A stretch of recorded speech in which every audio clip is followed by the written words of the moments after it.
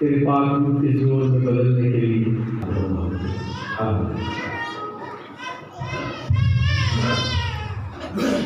مسیح یسوع کے خوبصورت نام میں آپ کو سلام۔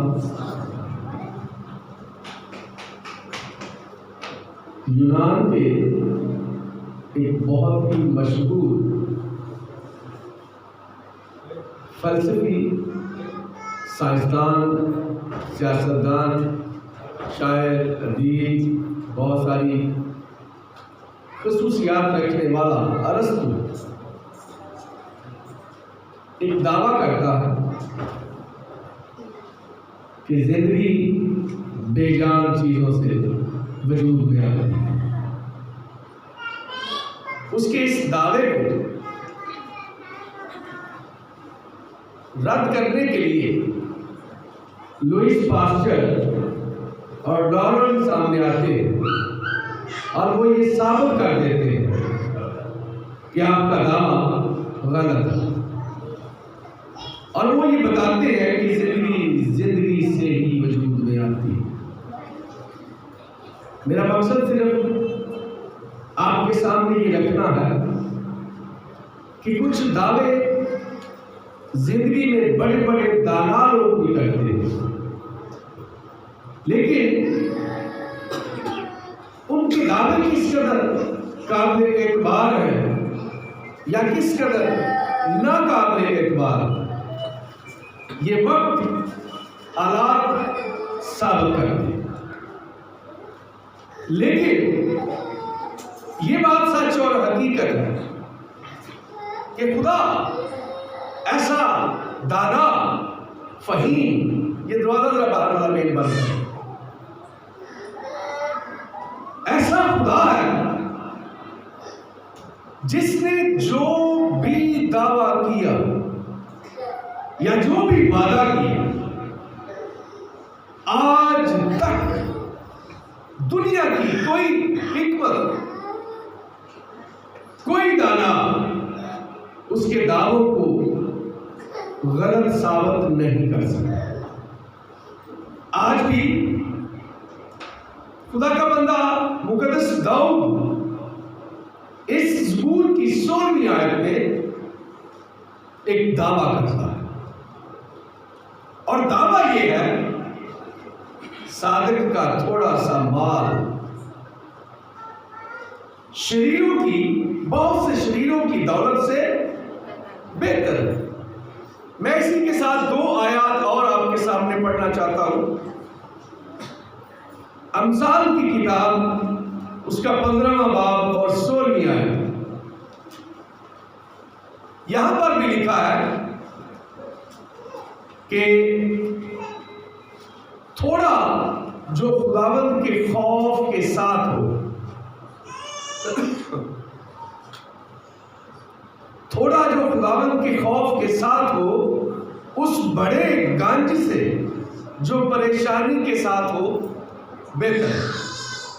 یہاں گنج سے مراد بال ہیڈ نہیں، جس کے ساتھ پہ بال نہیں ہے۔ گنج فارسی زبان میں ذخیرے کو، کسی دولت کے بہت بڑے خزانے کو کہتے ہیں۔ تو ویسی دولت جو خدا کے خوف کے ساتھ تھوڑی سی ہے، وہ ایسی دولت جو بہت بڑا خزانہ کسی کے پاس ہو، اس سے بہتر ہے جو خدا کے خوف کے ساتھ تھوڑی سی۔ امثال کی کتاب 16واں باب اور اس کی 8ویں آیت میں بھی لکھا ہے، صداقت کے ساتھ تھوڑا سا مال، صداقت کے ساتھ تھوڑا سا مال بے انصافی کی بڑی آمدنی سے بہتر ہے۔ اب ان تینوں آیات میں یہ باپ بیٹا ایک ہی بات کر رہے ہیں، مقدس داؤد اور مقدس سلیمان، کہ ایسی دولت جو دیانتداری سے کمائی گئی ہو اور اس میں خدا کا خوف شامل ہو،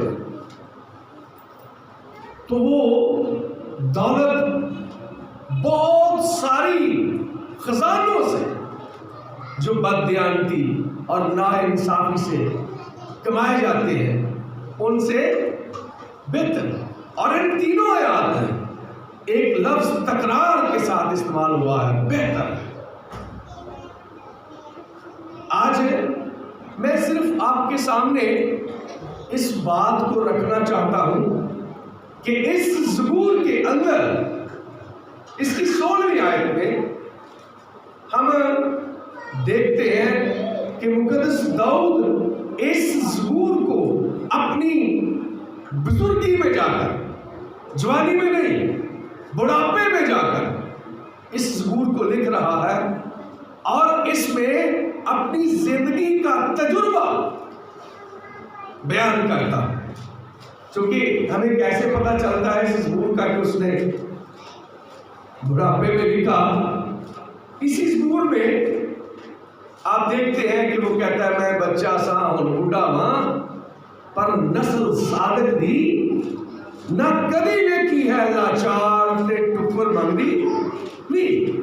اس کا مطلب یہ ہے کہ اس نے اپنی سارے بچپن سے، جوانی سے لے کر بڑھاپے تک کا سفر طے کیا، لیکن اس نے کبھی کسی صادق کو، کسی راست باز کو محتاج، لاچار، غریب نہیں دیکھا. اس کا سبب کیا ہے کہ ایسی دولت جو سچائی سے، دیانتداری سے کمائی جائے وہ ہمیشہ باعث برکت ہے.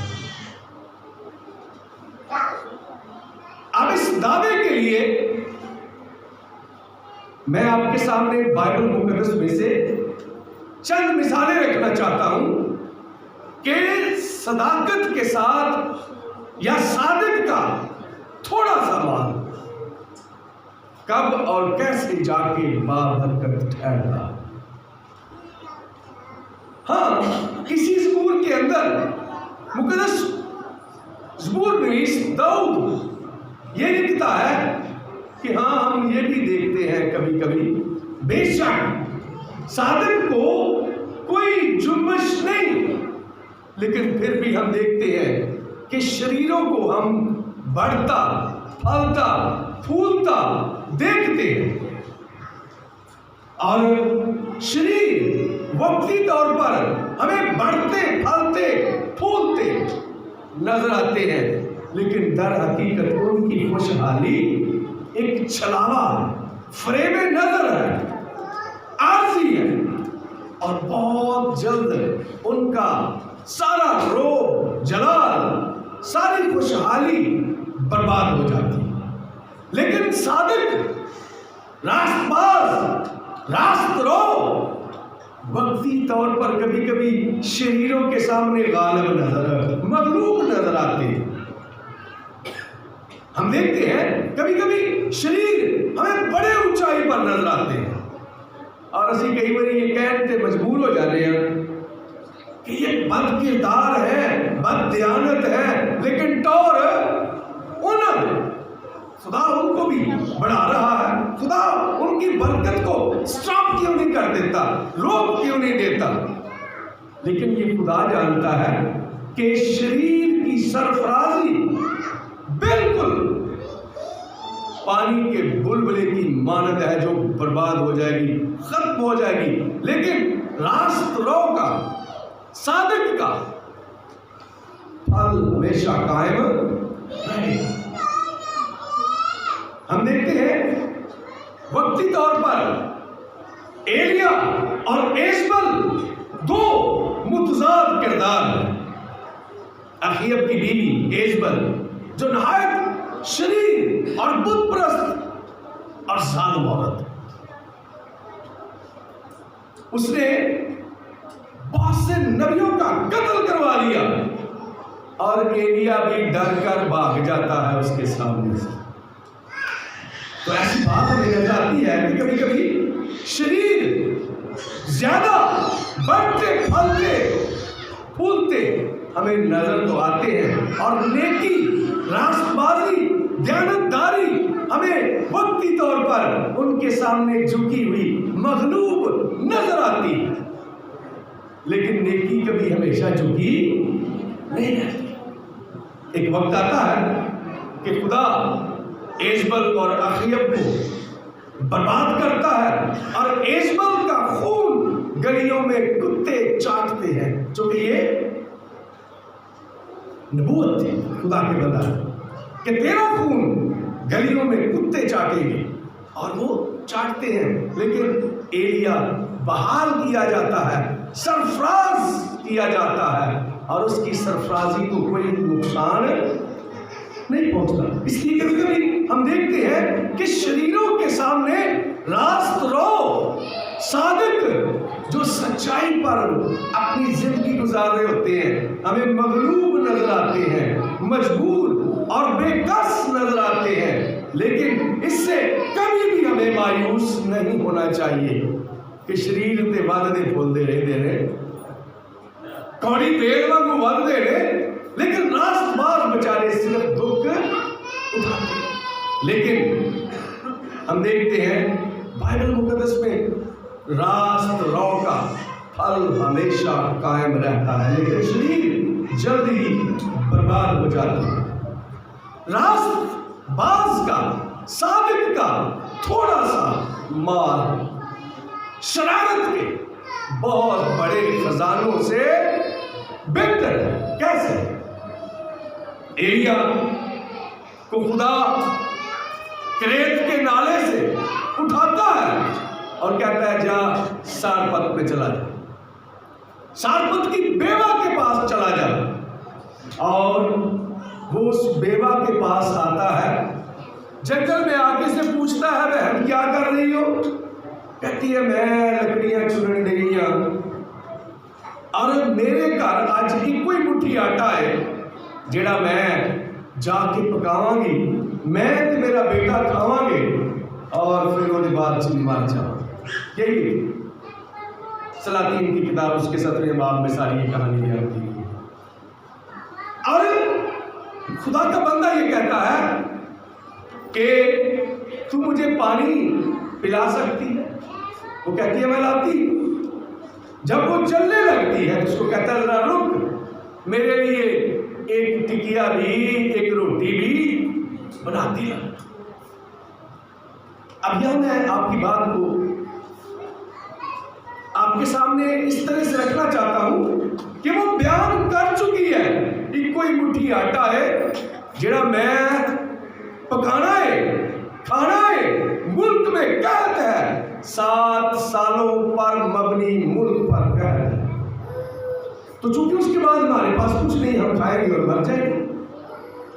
اور مقدس ایلیا کہتا ہے کہ پہلے میرے لیے، پہلے میرے لیے، بڑی خود غرضی نظر آتی ہے، لیکن وہ کہتا ہے اور وہ خاتون اس پر عمل کرتی ہے۔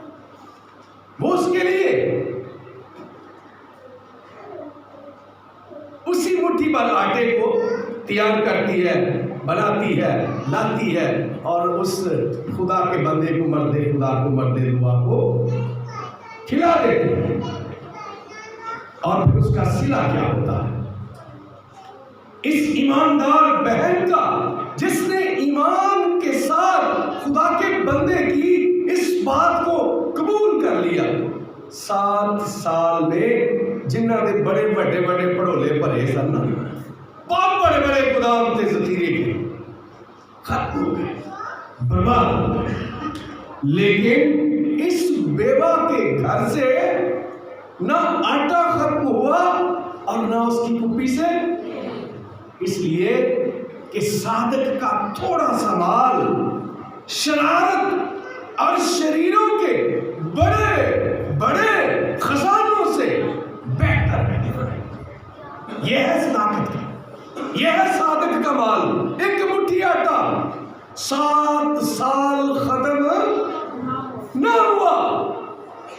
ہم ایک دوسری مثال نئے عہد میں سے اور دیکھتے ہیں۔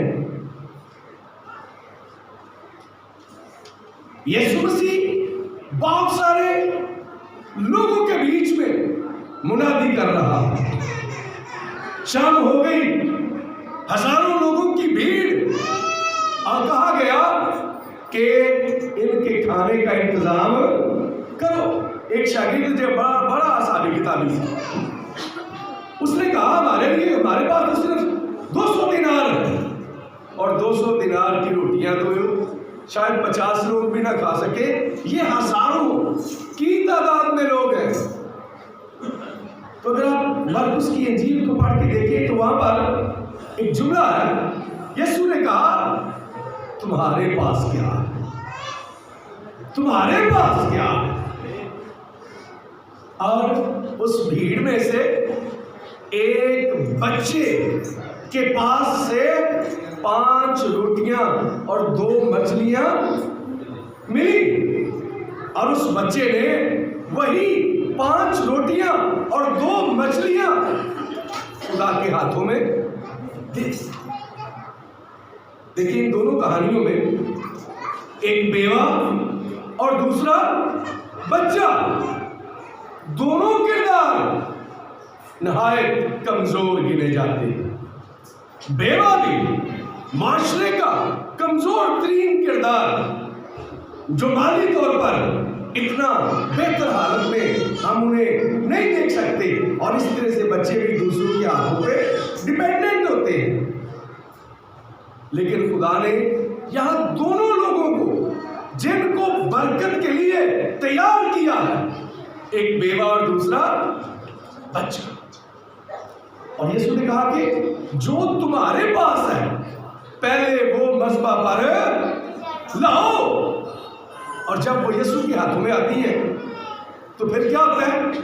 5000 صرف مردوں کا ذکر ہے، 5000 مرد وہ خوراک کھاتے ہیں، اور جو عورتیں اور بچے ہیں ان کا شمار نہیں لگتا، شاید یہ 20 25 50 ہزار کتنے لوگ ہوں گے، لیکن خداوند یسوع مسیح ان 5 روٹیوں اور 2 مچھلیوں کو ہزاروں کے خوراک کے لیے کافی بنا دیتا ہے۔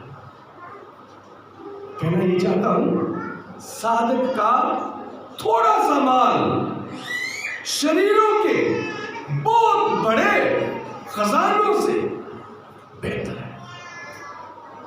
لیکن کب بہتر ہوتا ہے؟ یہ راز کی بات جان لیں۔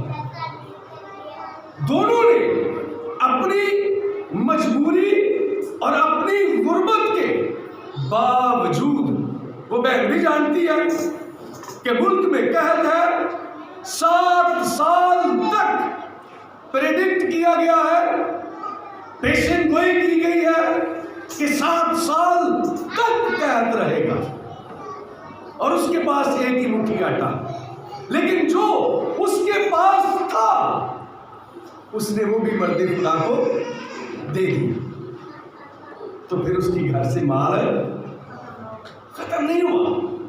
اسی طرح اس ننھے بچے نے بھی، جو یہ کہہ سکتا تھا کہ میری یہ 5 روٹیاں کس کس کا پیٹ بھرے گی، بہتر یہ ہے میں اس کو اپنے پاکٹ میں ہی رکھوں، چونکہ میں جتنی دور سے آیا ہوا ہوں واپس بھی جانا ہے، تو میں بھی 2-3 دن ڈونگ کے کھانا رہاں گا اور واپس گھر پہنچ جاؤں گا۔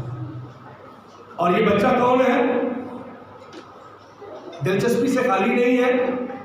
بہت سے بائبل کے اسکالر یہ بتاتے ہیں کہ یہ بچہ جس کے پاس سے 5 روٹیاں اور 2 مچھلیاں نکلی، یہ جوان ہو کر مرقس کی انجیل کا رائٹر بنتا ہے، جس کا نام یوحنا مرقس ہے، جس نے نئے عہد نامے کی سب سے پہلی انجیل مرقس کی انجیل لکھی۔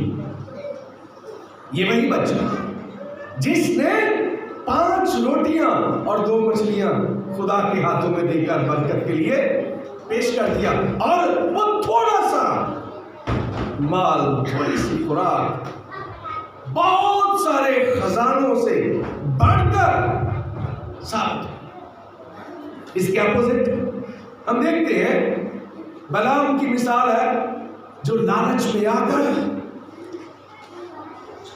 جھوٹی نبوتیں کر کے مال کمانا چاہتا ہے ابھی ملک کے حق میں. کہتا ہے سونے کی اشرفیاں دیں گے. چل پڑتا ہے بنی اسرائیل پر لعنت کرنے کے لیے، لیکن جتنی بار وہ لعنت کرنا چاہتا ہے خدا اس کے منہ کو، اس کی زبان کو، اس کے جملوں کو برکت سے بدل دیتا. اس طرح سے جہازی جو نعمان کوڑی جب بہت سارے خزانے لے کر ان کے پاس آتا ہے اور مقدس الیشا کہتا ہے لے جا اپنے مال میں، لیکن وہ اس کے پیچھے جاتا ہے اور اس سے وہ خزانے، کپڑے، اشرفیاں، ہیرے لے لیتا. کہتا ہے استاد آتا ہے کچھ تھوڑے کے دے جا. استاد نے نہیں کہا ہوگا. تو وہ پھر خدا کہتا ہے کہ اب اس کا کوڑ تجھ پر اور تیری نسلوں پر. نعمان کا کوڑ اب تیری نسلوں سے جائے گا نہیں. برباد کر دیتا. شرارت کے خزانے اپنے خزانوں سمیت انسان کو برباد کر دیتے. ایک اور مثال نئے احکام میں ہم دیکھتے ہیں. ایک امیر آدمی، بہت سارا مال پیدا ہوتا ہے، اچھی فصل ہوتی ہے، اور کہتا ہے کہ یہ گودام ڈھا کر نئے بناؤ، کوٹھیاں نئی بنواؤ اور اس میں مال بھر دو. اور کہتا ہے کہ اے جان اب تیرے لیے بہت سے سالوں کے لیے کافی. لیکن اسی رات مارا جاتا ہے. کہنا یہ چاہتا ہوں چونکہ بائبل مقدس کا یہ اصول ہے کہ ذخیرہ اندوزی گناہ، سن ہے، ناانصافی ہے کہ جتنی اچھی فصل اس کو دی گئی تھی ضروری یہ تھا کہ وہ مارکیٹ میں لوگوں کو دیتا، بیچتا تاکہ لوگوں کو تھوڑا سستا اناج ملتا. آج بھی یہی ہو رہا ہے نا. چینی، آٹا، گھی، ہر چیز بلیک میں سٹوروں میں رکھ دی ہے. مصنوعی قلت پیدا کی جا رہی ہے تاکہ ریٹس بڑھ جائے. اس نے بھی ایسا ہی کیا. ناانصافی اور بددیانتی سے اس نے اپنے لیے سہولت ڈھونڈنا چاہی، لیکن وہ اس کی موت اور ہلاکت کا سبب بنی. یہ ہم نے دونوں طرح سے مثالیں دیکھ لی. صادق اور شریر دونوں کا حال. صادقوں کی دولت ختم نہیں ہوئی، بڑی، بہت سارے لوگوں کی برکت کا باعث بنی، جبکہ شریروں کا مال برباد ہو. وہ اپنے مال سمیت برباد ہو. تو پھر خوشحالی کا راز کی ہوا. آج کا مضمون ہے ہمارا خوشحالی کا راز. تو پھر خوشحالی کا راز کیا ہوا کہ جب ہم صداقت کے ساتھ، سچائی، ایمانداری اور دیانتداری کے ساتھ تھوڑا سا بھی کماتے ہیں نا، تو ہمارے اس مال میں برکت آتی ہے. اچھا، اس برکت کے بھی میں سمجھتا ہوں دو طریقے. ایک راز یہ ہے کہ آپ کس طرح سے کماتے ہیں. اگر آپ بددیانتی سے کماتے ہیں، ناانصافی سے کماتے ہیں، تو اس مال میں، اس روپے میں آپ کے خاندان کے لیے برکت، خوشی اور شادمانی نہیں ہوگی. پیسے جیب چ رکھ کے بھی اندر دی بے چینی، اندر کا اضطراب ختم نہیں ہوتا. اور زیادہ رہنے ہیں، پتہ نہیں لگتا، آندے بھی بڑے نے، جاندے کدھر نے، مقروض رہتے ہیں، قرض لیتے رہتے ہیں. تو ایک طریقہ یہ ہے کہ جب ہم دیانتداری سے تھوڑا بھی کما کر لائیں گے تو خدا اس میں برکت دے گا. دوسرا طریقہ ہمارے مال کی خوشحالی اور برکت سٹاپ ہو جاتی ہے، رک جاتی ہے۔ ایک تو یہ ہے کہ جب ہم ناانصافی سے، ظلم سے، غلط طریقے سے، غلط انداز سے ہم اپنے اور اپنے بچوں کے لیے کمانا پسند کرتے ہیں، غلط فیصلے کرتے ہیں، غلط طریقے سے کمانے کے فیصلے کرتے ہیں، تو ہماری خوشحالی برباد ہو جاتی ہے، اس میں برکت نہیں رہتی۔ اور دوسری وجہ یہ ہے کہ آپ کماتے تو بڑی دیانتداری سے، بڑی محنت سے، پورے اپنے خون پسینے سے۔ فرق سمجھ لیجیے گا دونوں میں۔ ایک طریقہ ہے کہ بددیانتی سے کما کر لائے ہیں، خوشی اور برکت نہیں۔ دوسرا طریقہ ہے اب ایمانداری سے کما کر لائے ہیں، دیانتداری سے، پوری محنت سے، لیکن برکت پھر بھی نہیں۔ وجہ کیا؟ اس کی کثافتوں کو آپ نے دور نہیں کیا۔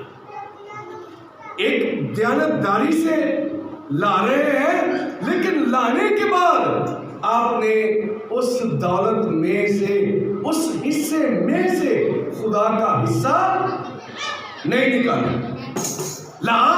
آپ ایمانداری سے رہے ہیں، کما آپ دیانتداری سے رہے ہیں، لیکن خدا کا حصہ نہیں نکالتے، تو وہ بھی آپ کے لیے بے برکتہ ٹھہرتا۔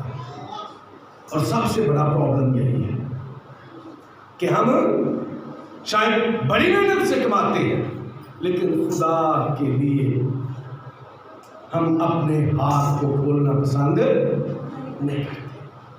یہاں اس بچے نے اور اس سارپت کی بیوہ نے اپنے صداقت کے مال کو خدا کے حضور میں رکھا ہے، تو بابرکت ہوئے ہیں، پھر وہ نہیں مکے۔ لیکن جب ہم بددیانتی سے کماتے ہیں تو برکت اس میں بھی نہیں، دیانتداری سے بھی کمایا ہے، لیکن خدا کا حصہ خدا کے سامنے اس کو نہیں لائے، تو برکت اس میں بھی نہیں۔ تو دونوں صورتوں میں ہمیں سوچنے کی ضرورت ہے۔ اگر ہم بددیانتی سے کما رہے ہیں تو کبھی یہ خیال نہ کریں کہ ہمیں اس کے وسیلے سے برکت ملے گی، اور اگر ہم دیانتداری سے کما رہے ہیں لیکن خدا کا حصہ نکالنا بھول جاتے ہیں، تو پھر بھی آپ کے گھروں میں برکت نہیں رہتی۔ اب بددیانتی کا طریقہ کیا ہو سکتا تھا؟ چھوٹی چھوٹی باتیں جن کو ہم شاید کبھی دھیان میں نہیں لاتے۔ اگر کوئی دودھ بیچتا ہے تو دودھ میں پانی ڈال دیا، اگر کوئی بٹے پہ کام کرتا ہے اینی کو مٹی کر دے، اس اینٹ کی اینی مٹی چرا کے وہ سائز کو چھوٹا کر دیتا ہے، تو یہ بھی بددیانتی ہے۔ اگر کوئی مزدور ہے اور وہ ایک دن کا کام 1.5 دن میں لے جاتا ہے، تو وہ بھی بددیانتی کرتا ہے۔ اس طرح سے ہم ناجائز منافع خوری، یہ بھی ناانصافی اور بددیانتی کا حال ہے، اور ان کے باعث ہماری برکت سٹاپ۔ ایک تو بددیانتی کرنے سے، اور دوسرا دیانتداری سے کما کر بھی لائے ہیں لیکن خدا کا حصہ نہیں نکالا، تو بھی برکت سے خالی۔ تو میں آج آپ کے سامنے یہ چیلنج رکھنا چاہتا ہوں کہ ہم دونوں باتوں کا دھیان رکھیں۔ اگر ہم خوشحالی پانا چاہتے ہیں، برکت چاہتے ہیں، تو پھر ایک تو دیانتداری سے کمائیں، دیانتداری سے اپنے فیم، اپنی شہرت کو چھوڑ دیں، غلط طریقے سے کمانے کے لیے غلط انداز میں شارٹ کٹ مارنا چھوڑ دیں۔ شارٹ کٹ ہمیشہ برباد کرتا ہے، بربادی کی طرف لے کر جاتا ہے۔ اس لیے ہماری خوشحالی اور برکت سٹاپ ہو جاتی ہے۔ اور دوسری بات کہ خدا کا حصہ خدا کی مذبح پر آنا چاہیے۔ اگر ہم اس بیوہ کو اور اس بچے کو دیکھتے ہیں تو پہلے انہوں نے قربانی کی ہے، خدا کو پیش کر دیا ہے۔ وہ 2 مچھلیاں اور 5 روٹیاں 2 اور 5 ہی رہتی ہیں، جب تک وہ یسوع کے ہاتھوں میں نہیں گئی تب تک وہ باعث سے برکت نہیں ٹھہری۔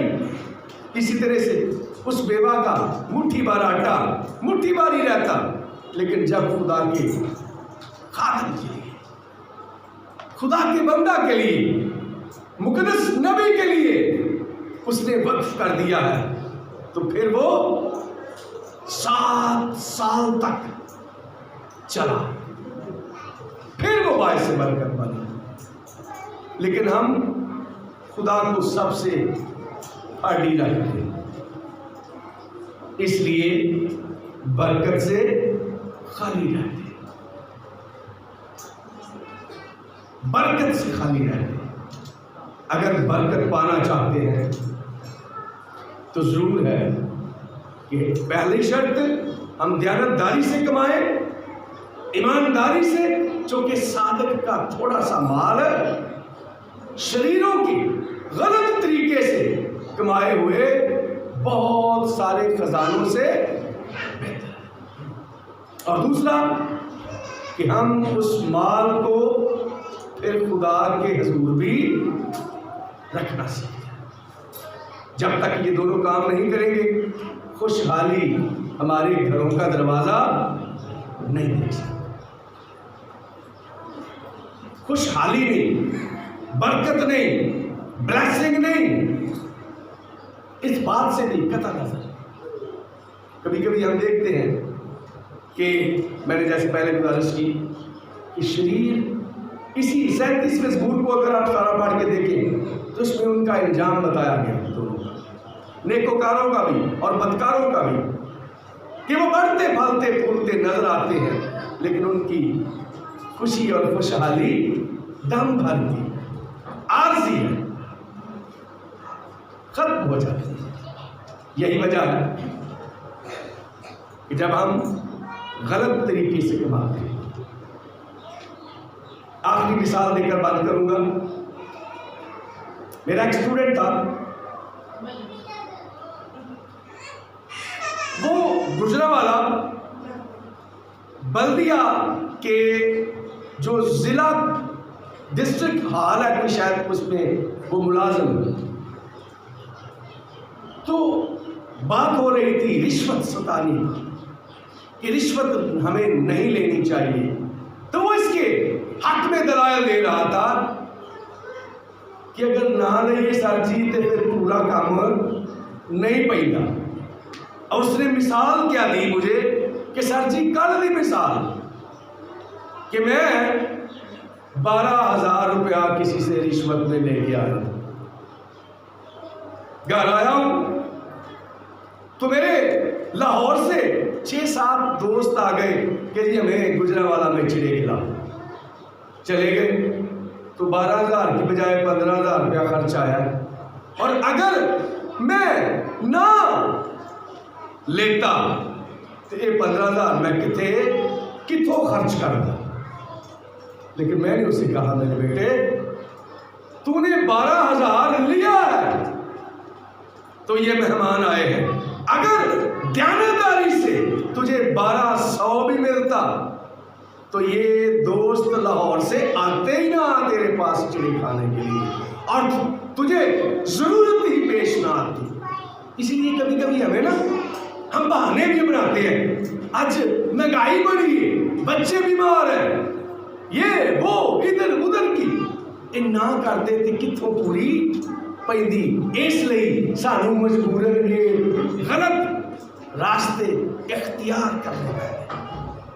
اب دیانتداری سے کما کے لائے اور پھر خدا کے ہاتھ میں دے، اس یوحنا مرقس کی طرح، اس سارپت کی بیوہ کی طرح، تو پھر آپ کے گھر میں بیماری جڑا سی ہو جائے بالا نو چکیا ہوتا ہے نا فلانے ڈاکٹر کو فلانا سیرپ اجے وہ لگتا نہیں تے دوجا ڈاکٹر ہور لے دیتا ہے۔ اب بچے کو دیکھ کر ماں تو شدائر ہوئی ہوتی ہے، وہ پھر شرطوں کی پوری گھر چ مارکیٹ لائی ہوتی ہے، پورا میڈیکل سٹور بنیا ہوتا ہے۔ تو اگر آپ دیانتداری سے کماتے ہیں اور پھر اس کو خدا کے مذبح پر لاتے ہیں تو پھر آپ کے گھر میں بیماری نہیں آئے گی، مقدمہ نہیں ہوگا، لڑائی نہیں ہوگی، آپ کے ساتھ کوئی فراڈ نہیں کرے گا۔ اس قسم کے کاموں سے آپ کا مال محفوظ رہے گا۔ لیکن ہم کرتے کیا ہے؟ ان باتوں میں ہم ڈھیر خرچ کر لیتے ہیں، لیکن یہ عادت نہیں بناتے کہ ہم اس بیوہ اور اس بچے کی طرح، چونکہ یسوع نے کیا، جو کچھ تواڈے کول ہے پہلا وہ میرے کول لیاؤ، وہ یسوع کے ہاتھوں میں جاتا ہے تو بڑھتا ہے، پھر بابرکت ٹھہرتا ہے۔ کہ اسی خدا دے کرما چ لیاؤ نہیں تو پھر وہ بڑھتا نہیں، برکت نہیں پاتا۔ اس لیے آپ اور میں اگر برکت چاہتے ہیں تو پھر ہم دیانتداری سے کمانا چاہتے ہیں، اور جو لے کر آئے وہ خدا کے ہاتھوں میں بھی دے، اس سے ہمارے مال کی ساری کثافتیں ختم ہو جائیں۔ کتنی بہنیں ہیں جنہیں کدی گڑ والے چول پکائے؟ بہنوں ہے تجربہ کسی نے؟ کوئی نہیں پکا دیا، چینی والے بنا دیا۔ اچھا چلے میں بتا دوں، پکایا جی پھر میں بھی کھاؤں گا۔ گڑ والا چاول جب بناتے ہیں تو جدوں کی چاس بن رہی ہوتی ہے نا، اس کے اوپر چھوٹی چھوٹی کثافتیں آ جاتی ہیں، میل کچیل، تے کیڑی بی بی جڑی نہیں لاندی وہ کچجی گندی تے نائل کہلاتی ہے، لیکن جو اس کو اتارتی ہے تاکہ میرے چاول وائٹ سفید خوش ذائقہ بنے تے وہ صرفہ نہیں کرتی کیا تھوڑی جی میل لا دیتی تے میرا گڑ کٹ جانا، میرے چولاں دی مٹھاس کٹ جائے گی نا، وہ اس پہ کمپرومائز نہیں کرتی، وہ دی میل لا کے باہر سکتی، اور پھر اس کے چاولوں کا ٹیسٹ اچھا اور خوبصورت رہتا ہے۔ بائی نہیں جدوں سی بددیانتی اور دیانتداری دونوں دے نال ہی جڑا سی مال کما کے لیاوندے ہیں نا اور خدا کے گھر میں دیتے نہیں تو اس کی کثافتیں، وہ دا گند، وہ دی میل کچیل وچے رہ جاندی ہے، وچے ہی کھا جانے ہیں، تو پھر ساڈا پیٹ بھی خراب، ساڈا گلا بھی خراب، ساڈے بال بھی بیمار، اسی آپ بھی بیمار، لڑائیاں، قرضے اور برکت ختم۔ اس لیے جیڑی بہن اج چاہتی میرے چولاں دا ذائقہ تے انہاں دا رنگ سونا رہے تے پھر وہ اپنے مال چوں خدا دے لئی کٹنا شروع کرے تاکہ اس کے مال کی، اس کے روپے پیسے کی ساری کثافتیں، ساری گندگیاں، سارا میل کچیل نکل جائے اور اس کا پیور مال باقی بچے، پھر وہ آپ اور آپ کے خاندان کے لیے باعث برکت۔ میں نے گزارش کی نا، اس معاملے میں آپ اس کو فوراً سمجھتے ہیں، غلط اور گندی بد سلیقہ بہن سمجھتے ہیں جو میل کچیل نہیں اتارتی، تے خدا دے پیسیاں دا میل سمیت ہی ہڑپ کرنا ہمیں بڑا پسند، وہاں ہم اس کو چیلنج نہیں لیتے۔ خداوند آپ کو اپنے مال کی کثافتیں دور کر کے حقیقی طور پر خوشحالی کا راز سمجھنے کا فضل ہے۔ پہلی بات دیانتداری سے، دوسری بات دیانتداری سے کما کر لانے کے بعد اس کا پہلا پھل، پہلا حصہ، پہلا پیڑا خدا کے لیے، تو پھر خدا کے جب ہاتھوں میں وہ چلا جاتا ہے تو پھر اس پر برکت آتی ہے۔ اگر وہ خدا کے ہاتھوں میں نہیں جاتا تو پھر اس میں برکت نہیں آتی۔ خدا مجھے اور آپ کو ایسا کرنے کا فضل ہو تو آئیے چند لمحوں کی آپ اپنے سروں کو جھکائیں، سوچیے آج تک میں نے کہاں کہاں اپنی سوچ میں، اپنے کام میں ناانصافی اور بددیانتی سے کام کیا؟ کیا آج اس کلام کے سننے سے میں ان سارے غلط طریقوں سے، ناانصافی کے ذرائع سے باز آتا اور آتی، اپنے مال کی پاکیزگی کے لیے، اس کی بلیسنگ اور برکت کے لیے میں خدا سے کیا وعدہ کرتا ہوں کرتی ہوں؟ خدا مجھے آپ کو برکت دے گا یسوع مسیح کے نام سے، آمین۔ خدا مجھے آپ کو برکت دے گا۔